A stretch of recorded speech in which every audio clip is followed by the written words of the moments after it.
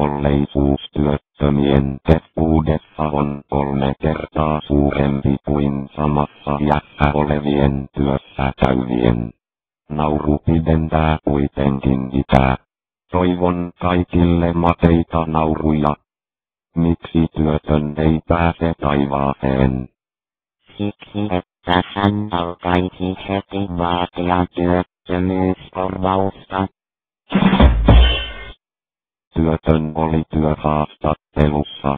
Työhönottaja lupasi soittaa työttömälle. Kotona työtön tajusi, ettei haastattelija ollut kysynyt työttömän puhelinnumeroa.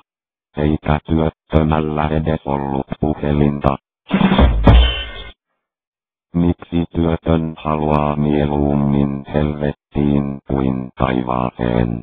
Siksi, että kärsiminen käy työstä. 3 työtöntä löysi maasta pullon, jossa asui mahtava henki. Se lupasi työttömille vapauttamisestaan kiitokseksi kullekin yhden toivomuksen. Haluaisimme työpaikan, jossa palkka olisi erinomainen. Ja sellaisen, jossa tulisi kuuluisaksi. Eikä tarvitsisi osata kovin paljon. Sellaista työpaikkaa ei ole olemassa. Menkää kunnon töihin. Saatanan pummit, henki sanoi ja meni takaisin pulloonsa. Työtön meni työkkäriin ja sai kerralla vakituisen työpaikan.